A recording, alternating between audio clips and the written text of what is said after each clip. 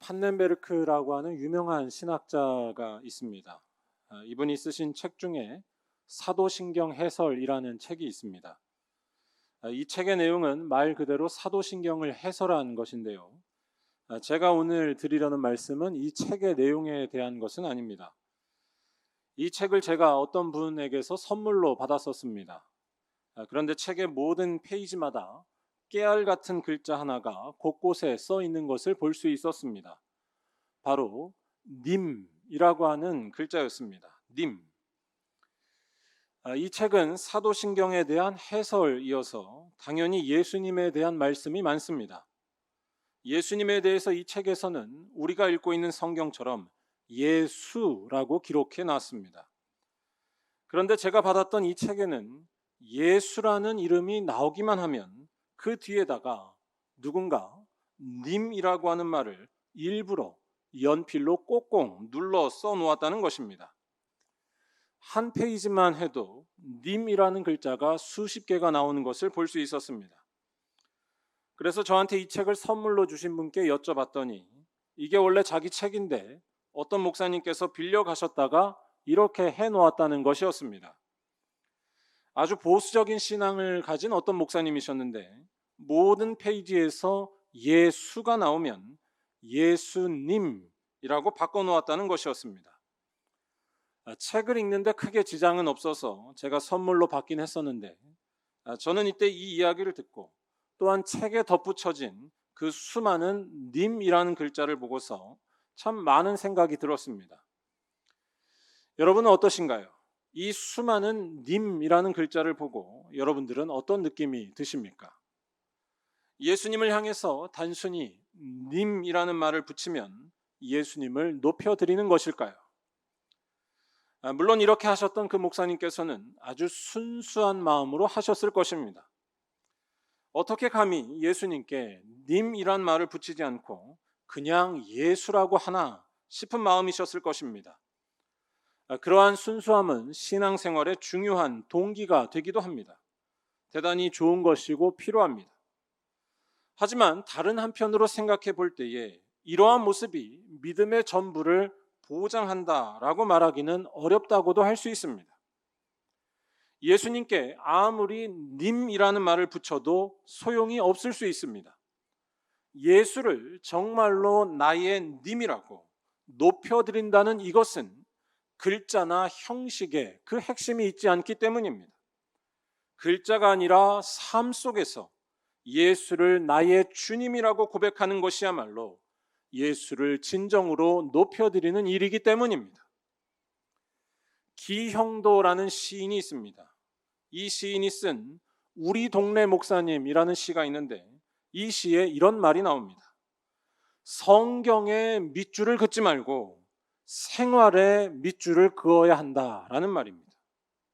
성경에 밑줄을 긋지 말고 생활에 밑줄을 그어야 한다. 마찬가지로 우리들의 생활 속에서 예수님을 주님으로 고백하는 것이 없다면 아무리 성경에 밑줄을 그어도 아무리 예수님께 님자를 붙이고 살아도 소용이 없다는 것입니다. 그러한 모습은 예수가 나의 님이 되시는 것이 아니라 나 자신이 나의 님인 것이고 우리가 사랑하는 세상이 나의 님이기 때문입니다. 기독교 신앙이란 이렇게 예수를 나의 주님으로 고백해가는 하나의 과정이라고 할 수 있습니다. 예수가 왜 주님이 되시는지를 날마다 깊이 알아가고 그래서 그 고백을 글자가 아닌 마음속에서 삶의 중심에서 해나가는 일입니다. 예수를 주님이라 고백하는 것, 이것이 우리 모든 말리언교회 성도들의 고백이 될 줄로 믿습니다. 이것이 우리 믿음의 핵심입니다. 오늘 말씀은 사도 바울이 고린도 교회 성도들을 향해 이른바 성령의 은사에 대해서 말하고 있는 본문입니다. 성령께서 주시는 은사는 대단히 다양합니다. 오늘 말씀에서도 바울은 여러 가지 은사를 언급하고 있습니다. 8절에서부터 10절까지를 보면 총 9개의 은사를 언급합니다. 지혜의 말씀, 지식의 말씀, 믿음, 병 고치는 은사, 능력 행함, 예언함, 영들 분별함, 방언을 말함, 방언들을 통역함 등등의 은사입니다. 여기에 나와 있는 은사들은 하나같이 대단한 것들입니다. 그런데 여기에서 잘 봐야 할 것은 아무리 그 은사가 대단해 보여도 그 은사 자체에만 매몰되어서는 안 된다는 것입니다. 은사를 통해 우리가 잊지 말아야 할 것은 그 은사를 주시는 성령님의 놀라우신 모습이고 위대하심이라는 사실입니다. 예를 들어서 바울은 10절에서 성령께서 역사하실 때 영들을 분별할 수 있다라고 말합니다. 영들을 분별한다는 것은 바꿔 말할 때 무엇이 참으로 진리이고 무엇이 참으로 생명인지를 분별할 수 있다는 뜻입니다. 겉으로 볼 때에 진리인 것처럼 보여도 그렇지 않은 것이 참 많습니다. 그런데 그러한 것을 분별할 수 있는 능력은 아무에게나 생기지 않는다는 것입니다. 우리들 자신에게는 옳고 그름을 구분할 수 있는 능력이 없습니다. 무엇이 정말로 사랑하는 방법일까요? 무엇이 정말로 올바른 선택을 할 수 있는 길일까요? 이러한 것에 대해 우리는 다 알지 못한다는 것입니다. 하지만 성령에 사로잡힌 사람은 다르다는 것입니다. 성령은 생명의 영이십니다. 이 성령을 따라가는 길만이 곧 생명의 길을 걸어가는 것입니다. 즉 성령은 영들을 분별하게 하시는 것입니다. 또한 9절에서 성령은 인간의 병든 몸을 회복시킬 수 있다라고 말합니다. 정확히 말하자면 병에 더 이상 지배받지 못하는 놀라운 상태를 성령께서 만드실 수 있다는 것입니다. 병이 역사할 수 없는 상태, 즉 하나님만이 다스리시는 거룩한 몸이 되게 하신다는 것입니다. 왜냐하면 성령은 인간의 몸을 지으신 하나님의 영이시기 때문이고 또한 모든 병들을 고치실 수 있는 예수의 영이시기 때문입니다. 또한 10절에서 미래에 대해 예언할 수 있다라고 말하는 것도 마찬가지입니다. 예언을 한다는 것은 곧 시간과 관련이 있습니다. 예언은 미래에 일어날 일을 아는 것이기 때문입니다. 그런데 이러한 미래를 다스리시고 또한 주관하시는 그 주인이 누구시겠습니까? 미래를 포함해서 시간은 다 주님의 것입니다. 그렇기 때문에 미래를 볼 줄 안다는 것, 이것은 곧 시간과 역사의 주인이 되시는 하나님께 강력하게 사로잡혔다는 뜻이 된다는 것입니다.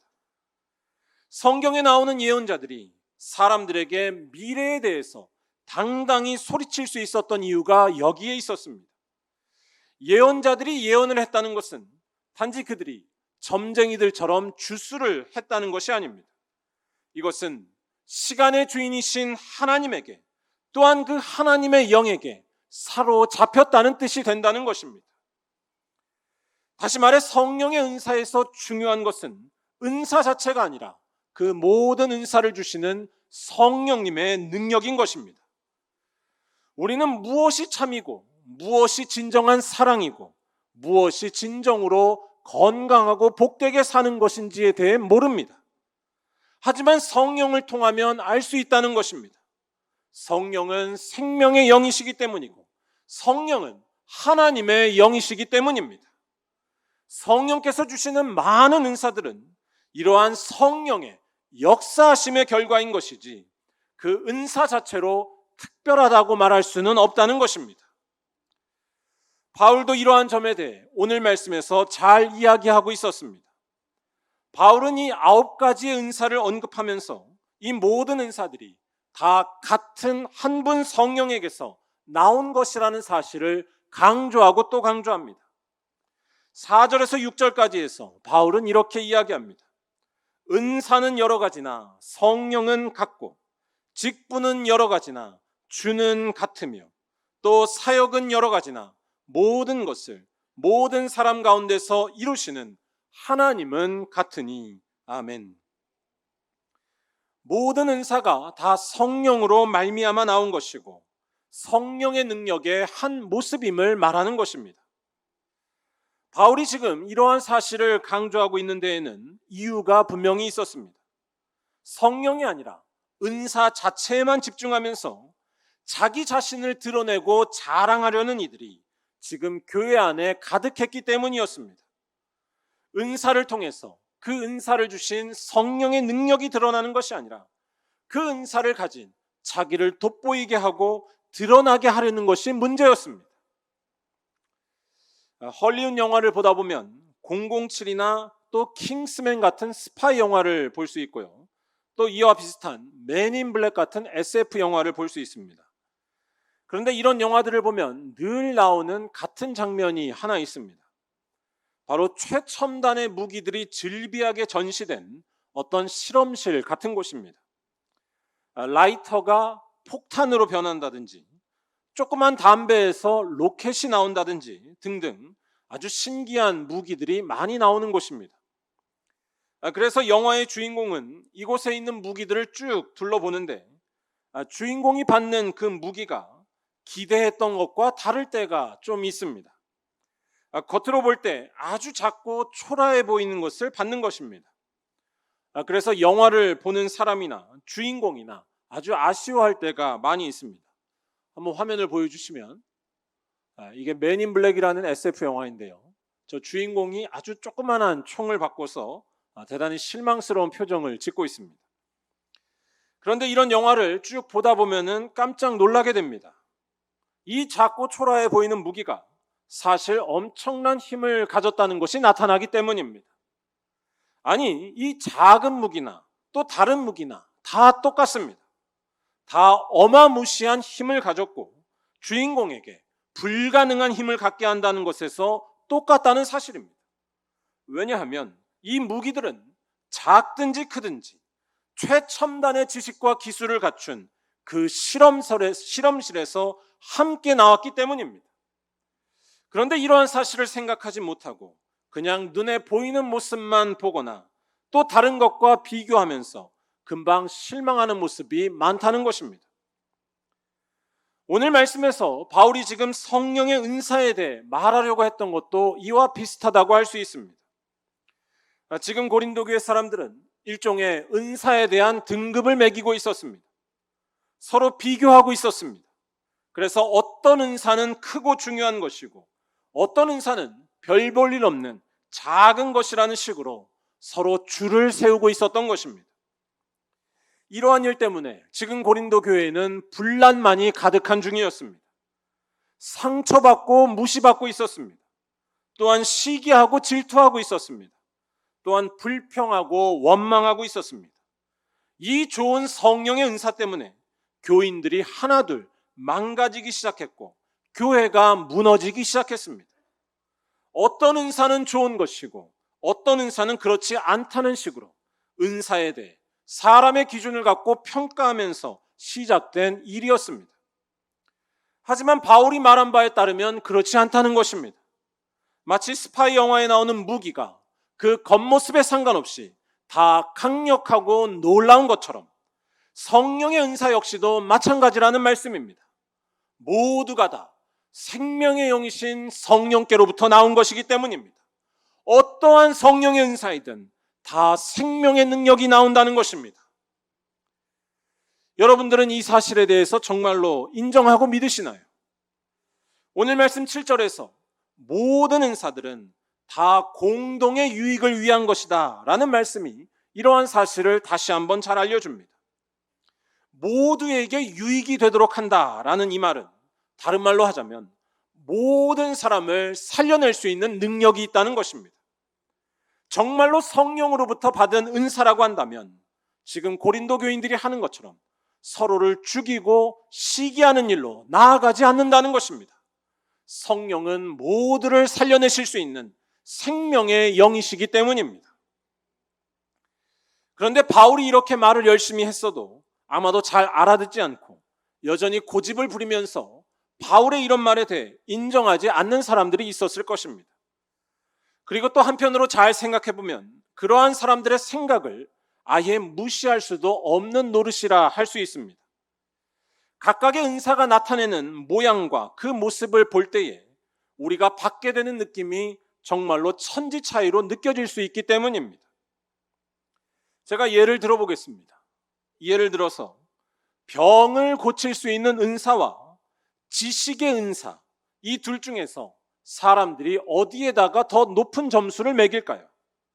병을 고칠 수 있는 은사와 지식의 은사, 어디에다가 더 큰 은사라고 말하겠습니까? 아니, 좀 더 실제적으로 와닿게 말씀을 드리자면, 해외에다가 열심으로 교회를 수십 개 지은 분과 해외를 나가서 교회를 수십 개 개척하고 지은 분과 교회 안에서 청소를 열심히 하시는 분, 둘 중에 누가 더 큰 은사를 받았다고 말할까요? 여러분들은 어떻게 생각하시나요? 고린도 교회의 상황이 이와 별반 다르지 않았다는 것입니다. 성령의 은사도 1등급이 있고 2등급이 있다라는 식으로 서로 차별하고 결국에는 자기 자신을 드러내고 높이는 데 열중해 있었던 것이 바로 지금 고린도 교회였습니다. 하지만 바울은 이러한 상황을 의식해서 고린도 교인들에게 아주 중요한 말씀을 오늘 말씀에서 던집니다. 바로 3절의 말씀입니다. 우리 한번 다 같이 읽어보도록 하겠습니다. 그러므로 내가 너희에게 알리노니 하나님의 영으로 말하는 자는 누구든지 예수를 저주할 자라 하지 아니하고 또 성령으로 아니하고는 누구든지 예수를 주시라 할 수 없느니라. 아멘. 성령의 은사는 아무리 서로 다르게 보여도 다 능력이 있고 힘이 있는 줄로 믿습니다. 그 이유는 정말로 성령의 은사를 받은 사람이라고 한다면 예수를 주로 고백하게 되기 때문입니다. 성령으로 아니하고는 누구든지 예수를 주시라 할 수 없느니라. 여러분, 예수를 주로 고백한다는 것은 간단한 일이 아닙니다. 이것은 예수님에게서 사람들이 보지 못하는 놀라운 능력을 목격했다는 것을 의미하기 때문입니다. 바로 우리 주님의 십자가가 우리를 죄와 사망에서 해방시키는 하나님의 놀라운 은혜임을 아는 것이고, 예수님의 빈 무덤과 부활이 우리들에게 영원토록 목마르지 않는 참된 생명을 주는 하나님의 역사임을 똑똑히 알아보는 것입니다. 예수님께만 모든 사람을 살리는 하나님의 능력이 있으며 예수님께만 모든 어둠과 절망을 물리치는 하나님의 빛과 생명이 있는 줄로 믿습니다.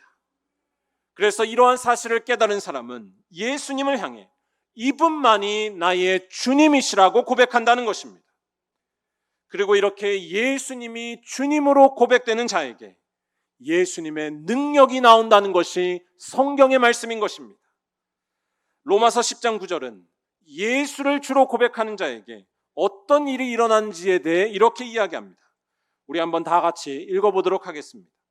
내가 만일 내 입으로 예수를 주로 시인하며 또 하나님께서 그를 죽은 자 가운데서 살리신 것을 내 마음에 믿으면 구원을 받으리라. 아멘. 예수를 주로 고백하면 구원을 받는다라고 말하고 있습니다. 죽음에서 생명으로 건지시는 구원의 능력, 그 능력은 오직 예수를 주로 고백하는 자에게 있다는 것입니다. 다시 말해, 예수를 향해서 나의 주님이라고, 나의 구원자라고 고백하는 자에게는 반드시 구원의 능력이, 또한 생명의 역사가 있게 된다는 말씀입니다. 왜냐하면 십자가에 달리신 예수께서는 3일 만에 다시 살아나셨기 때문이며 그 무엇도 막을 수 없는 하나님의 능력과 생명을 우리에게 나타내셨기 때문입니다. 다시 오늘 말씀으로 돌아오면 성령의 은사가 왜 아무리 서로 다르게 보이고 또한 사람들 눈에 작게 보이고 크게 보이든 다 능력이 있는 이유가 여기에 있다는 것입니다. 정말로 성령의 은사를 받은 사람이라면 예수를 주님으로 고백한다는 것입니다. 그리고 그 이유 때문에 그 은사에는 아무리 작건 크건 생명을 살리는 우리 주님의 능력이 나온다는 말씀입니다. 제가 아까 설명드린 예로 다시 말씀드리자면 아무리 교회에서 청소하는 일이 해외에다가 교회 개척 수십 개를 한 것에 비할 때 작아 보일지라도 전혀 그렇지 않다는 것입니다. 예수를 주님으로 고백하면서 하는 청소는 생명이 나오는 귀한 청소가 될 줄로 믿습니다. 그렇게 청소한 것을 통해 많은 이들을 생명으로 인도할 수 있으며 예수님의 빛을 반드시 전해줄 것이기 때문입니다. 예수를 주님으로 고백하는 것만이 바로 구원의 능력이 나오게 한다는 것입니다. 그런데 이와 반대로 아무리 해외에서 수십 개의 교회를 개척한다 할지라도 예수를 주님으로 고백하지 않고 있다면, 예수가 아니라 나의 능력을 주님으로 고백하고 있다면 아무 소용이 없다는 것입니다. 예수가 주님이 아니라 내가 주님이 되어서 일할 때 그 어떤 곳에도 능력이 나올 수 없다는 사실입니다. 그렇기 때문에 은사 받았다고 해서 혼자 우쭐해하기만 하고 예수를 주님으로 고백하는 일이 없다고 한다면 소용이 없다는 사실을 기억해야 할 줄로 믿습니다. 아무리 방언을 잘하고 아무리 병을 고치는 능력이 있을지라도 예수님이 주님이 되지 않는다면 다 사탄의 도구로 변질될 수 있습니다. 고린도 교회처럼 성령의 좋은 은사가 많은데 서로 미워하고 상처 주며 갈라지는 안타까운 일이 일어나고 마는 것입니다. 다시 말해 어떤 은사를 가졌던 예수를 주로 고백하는 자에게만 하나님의 능력과 빛이 나오는 줄로 믿습니다.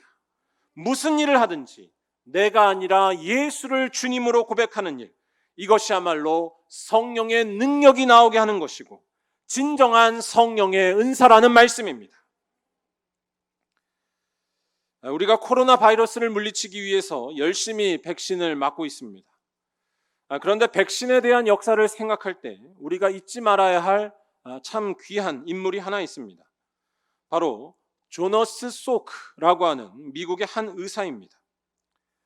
이 조너스 소크라고 하는 의사는 1940년대와 50년대 미국에서 활동했었습니다. 그가 활동하던 때 미국은 물론 전 세계의 사람들을 공포로 떨게 하던 전염병이 하나 있었습니다. 바로 소아마비였습니다. 지금은 소아마비에 대해 크게 걱정하는 일이 없지만 그 당시 소아마비는 엄청나게 무서운 병이었다고 합니다. 소아마비는 폴리오라는 바이러스가 뇌나 척수에 침입해서 신경 기능의 이상을 초래하는 아주 무서운 병이었습니다. 그래서 이 소아마비에 걸리면 근육 장애가 생기는 것은 물론이고 지능이나 또 청력, 시력 등등에도 문제가 생긴다고 합니다. 그런데 이 소아마비를 막아줄 수 있는 약이나 백신이 없어서 당시 사람들에게 소아마비는 공포 그 자체였다고 합니다. 이처럼 무서운 소아마비 전염병을 퇴치하기 위해서 당시 많은 사람들이 연구했었는데 그때 연구했던 사람 중에 하나가 피츠버그 대학의 젊은 의학자였던 이 조너스 소크라고 하는 사람이었습니다. 하루에 16시간씩 연구를 이어가던 이 조너스 소크는 마침내 1952년 소아마비를 물리치는 백신을 개발합니다. 이후 백신의 안전성까지 다 검증하고 1955년 백신이 세상에 공급되기 시작했습니다. 백신의 효과는 아주 놀라웠습니다. 미국에서는 백신이 보급된 지 2년 만에 소아마비 환자의 90%가 감소했다고 합니다. 수많은 이들을 질병의 공포에서 구원해내고 또한 생명을 살려낸 것이었습니다. 그런데 이렇게 놀라운 일이 있게 되기까지는 이 백신을 발명한 조너스 소크의 위대한 결단이 있었습니다. 소아마비라는 무서운 전염병을 막아줄 수 있는 이 백신이 개발되자마자 수많은 제약회사들은 다 조너스 소크에게 달려갔습니다. 백신에 대한 특허권을 사겠다고 말하는 것이었습니다. 이 백신의 가치는 당시의 금액으로 1950년대의 금액으로 약 70억 달러, 우리 돈으로 하면 8조 원이 넘었다고 합니다. 별로 놀라지도 않으시네요. 8조 원 정도야. 8조 원이면 어마어마한 금액입니다. 그것도 1950년대에 8조 원이라고 한다면 이루 말할 수 없이 큰 금액입니다. 여러분 같으면 여러분들이 8조 원을 가질 수 있다라고 할 때 어떻게 하시겠습니까? 아마도 8조 원을 거부할 수 있는 사람은 거의 없을 것입니다. 그런데 이 조너스 소크는 이때 모두의 예상을 깨는 결단을 합니다. 그는 8조 원을 거절했습니다. 대신에 그는 자기가 만든 백신을 무료로 공급했고 또한 백신을 만드는 방법도 다 공개했다고 합니다. 그러면서 그는 한 인터뷰에서 어떤 사람이 누가 이 백신의 특허권을 갖고 있습니까? 라고 묻자 아주 유명한 답을 합니다. 그는 이렇게 말했습니다. 특허권자는 없습니다. 사람들이 특허권자입니다. 태양에도 특허를 낼 것인가요? 조나스 소크의 이 대답을 우리 영상으로 한번 보도록 하시겠습니다. Who owns the patent on this vaccine? Well, the people, I would say. There is no patent. Could you patent the sun?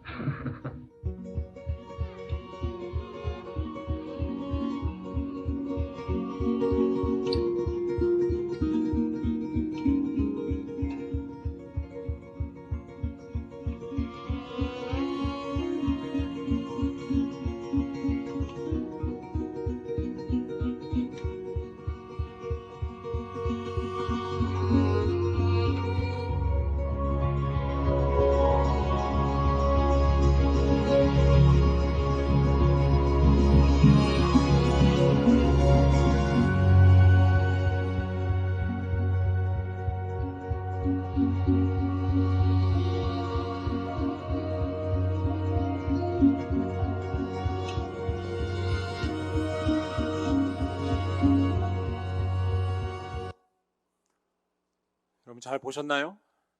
우리 말리온 교회도 이 조너스 소크 같은 위대한 과학자와 의학자들이 나오게 될 줄로 믿습니다. 네. 이 조너스 소크가 한 대답은 보면 볼수록 참 놀랍습니다. 이 조너스 소크는 우리들에게 지금도 영향을 미치고 있습니다. 지금 우리들이 소아마비로부터 안전하게 살아가는 것은 이 조너스 소크의 결단 덕분입니다. 조너스 소크의 이 모습, 그가 특허권을 거부하고 무상으로 백신을 제공한 이 모습은 우리 믿는 자들에게 여러 가지로 생각할 거리를 갖게 해줍니다. 특별히 오늘 말씀에서 성령이 예수를 주로 고백하게 한다라는 이 말이 무엇인지 다시 한번 생각하지 않을 수가 없습니다. 여러분, 예수를 주로 고백한다는 것은 결코 종교적인 차원의 일이 아닙니다. 아까도 말씀드렸지만 예수라는 이름 옆에다가 님자 하나 붙인다고 해서 예수를 주로 고백하게 되지 않습니다. 예수를 주로 고백한다는 것은 삶에서 정말로 예수를 나의 구원이라고, 나의 생명이라고, 나의 주님이라고 고백하며 사는 것입니다. 저는 이 조너스 소크의 모습이 신앙적으로 해석할 때에 대단히 그러한 모습에 가깝다라고 생각합니다. 조너스 소크는 8조 원을 자기 인생의 구원이자 주님으로 고백하지 않았습니다. 또한 세상의 논리나 자기의 편리함을 구원과 행복으로 고백하지도 않았습니다. 오히려 그는 그와 반대로 살았습니다. 그는 8조 원보다 중요한 것은 돈이 없어서 죽을 수도 있는 누군가의 목숨이라고 믿고 결단했습니다. 이것을 신앙적으로 말하자면 8조 원이 아니라 아파하는 이들을 보시고 사랑하며 아끼시는 하나님을 그의 주님으로 고백했다는 것입니다. 그리고 그러한 그의 믿음과 결단은 절망이 가득한 이 세상 가운데 소망과 생명을 주는 역사로 놀랍게 나타났다는 것입니다. 우리가 예수를 주로 고백하는 것도 마찬가지입니다. 예수를 주로 고백하는 사람은 나를 높이는 것에 목숨 걸며 살지 않습니다. 나를 높이는 것이 내 인생의 구원이 된다고 믿지 않기 때문입니다. 또한 예수를 주로 고백하는 사람은 내 생각이 옳다고만 믿지 않고 삽니다. 내가 편리하게 사는 것에 인생의 행복이 있다고 믿지도 않습니다. 세상에서 살아가는 나의 모습이 어떠하건 오직 예수를 따라가는 것만이 우리의 인생을 구원한다고 믿기 때문입니다. 그리고 그러한 믿음과 결단으로 살아갈 때 반드시 구원의 능력이 나타나고 반드시 생명의 역사가 나타난다는 것이 오늘 말씀이자 또한 성경이 우리에게 전하는 귀한 약속인 것입니다. 왜냐하면 우리가 주님으로 고백하는 그 예수는 하나님의 아들이시며 죽음을 이기신 생명의 주인이시기 때문입니다. 이 사실을 깨닫고 고백하는 자만이 진정으로 성령 충만한 사람이고 진정으로 성령의 은사를 받은 사람이라는 사실입니다. 사랑하는 우리 말년교회 성도 여러분, 우리 말년교회가 이렇게 예수만을 주로 고백하는 진정한 성령의 역사가 넘치기를 간절히 축원합니다. 예수를 주로 고백하며 살면 여러분들의 어떤 모습에서든지 생명을 살리시는 하나님의 역사가 가득히 넘쳐날 줄로 믿습니다. 여러분들의 모습이 세상에서 볼 때 작든지 크든지 다 상관없습니다. 무슨 일을 하든지 오직 예수만을 주로 고백하면서 하시기를 바랍니다. 그것만이 진정으로 성령 받은 사람이고 거기에는 반드시 하나님의 능력이 나오기 때문입니다. 이 시간 이러한 믿음을 갖고 다시 한번 결단하시기를 간절히 바랍니다. 날마다 주님을 의지하고 예수님을 주님으로 신뢰하기 위해서 여러분들의 하루의 첫 시간을 주님 앞에 드리며 기도하며 살아야 할 줄로 믿습니다. 또한 예수님을 더욱더 주님으로 고백하기 위해서 그분께서 우리들에게 주신 말씀을 기억하며 살아야 할 줄로 믿습니다. 바로 나보다 남을 더 사랑하고 챙기며 이 세상의 가난하고 외로운 이들을 외면하지 않고 살아가는 것입니다. 지금 여러분 곁에 울고 있는 사람이 있다면, 상처난 이들이 있다면 그들과 함께 울어주시고 그들의 외로움과 어려움을 위로하기 위해 전심을 다해야 할 줄로 믿습니다. 그것이 바로 예수를 주님으로 고백하는 정확하고도 구체적인 일이기 때문입니다. 그리하면 여러분들을 통해 생명의 영이신 성령께서 반드시 역사하실 줄로 믿습니다. 여러분들을 통해 온 세상을 살려내는 백신, 예수라는 백신이 충만하게 나타날 줄로 믿습니다. 바라기는 이러한 은혜와 능력의 역사가 우리 말년교회 모든 성도들에게 가득하시기를 주님의 이름으로 간절히 축원합니다. 기도하겠습니다.